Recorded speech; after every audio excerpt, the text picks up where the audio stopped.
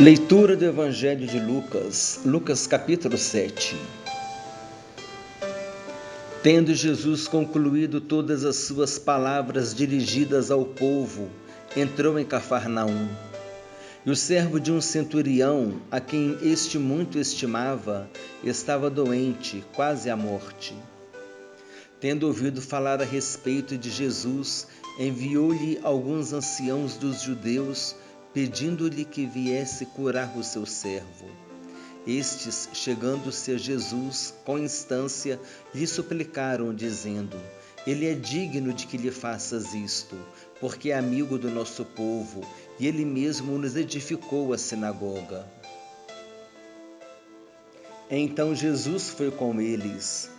E já perto de casa, o centurião enviou-lhe amigos para lhe dizer: Senhor, não te incomodes, porque não sou digno de que entres em minha casa. Por isso, eu mesmo não me julguei digno de ir ter contigo. Porém, manda com uma palavra, e o meu rapaz será curado. Porque também eu sou homem sujeito à autoridade, e tenho soldados às minhas ordens, e digo a este: vai, e ele vai, e a outro: vem, e ele vem, e ao meu servo: faze isto, e ele o faz. Ouvidas estas palavras, admirou-se Jesus dele e, voltando-se para o povo que o acompanhava, disse: Afirmo-vos que nem mesmo em Israel achei fé como esta. E, voltando para casa, os que foram enviados encontraram curado o servo. Em dia subsequente, dirigia-se Jesus a uma cidade chamada Naim, e iam com ele os seus discípulos e numerosa multidão. Como se aproximasse da porta da cidade, eis que saía o enterro do filho único de uma viúva, e grande multidão da cidade ia com ela. Vendo-a, o Senhor se compadeceu dela e lhe disse: Não chores. Chegando-se, tocou o esquife e, parando os que o conduziam, disse: Jovem, eu te mando, levanta-te. Sentou-se o que estivera morto e passou a falar, e Jesus o restituiu à sua mãe. Todos ficaram possuídos de temor e glorificavam a Deus, dizendo: Grande profeta se levantou entre nós, e Deus visitou o seu povo. Esta notícia a respeito dele divulgou-se por toda a Judéia e por toda a circunvizinhança.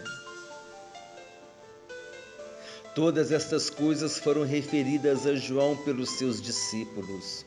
E João, chamando 2 deles, enviou-os ao Senhor para perguntar: És tu aquele que estava para vir, ou havemos de esperar outro?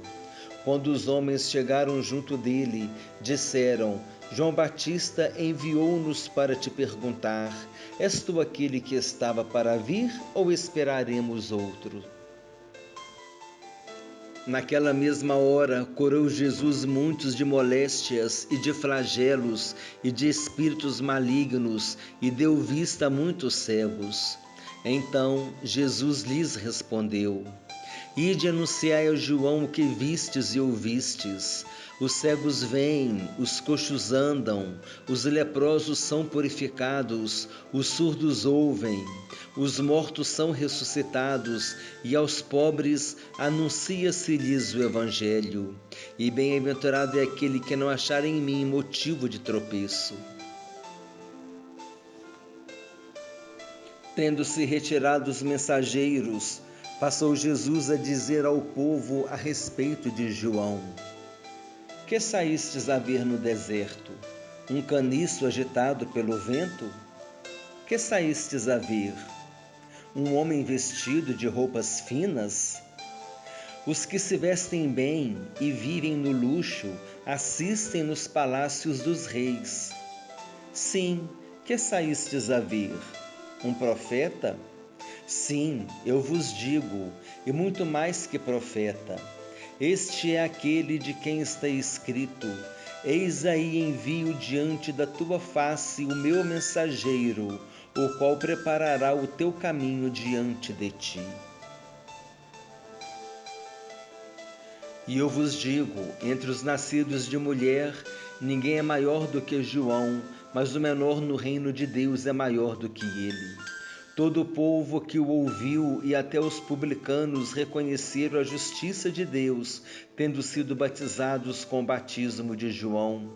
Mas os fariseus e os intérpretes da lei rejeitaram, quanto a si mesmos, o desígnio de Deus, não tendo sido batizados por ele.